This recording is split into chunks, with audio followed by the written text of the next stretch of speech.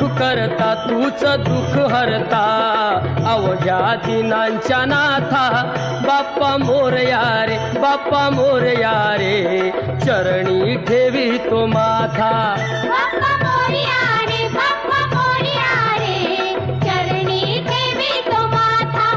बाप्पा मोरया रे बाप्पा मोरया रे चरणी ठेवी तो माथा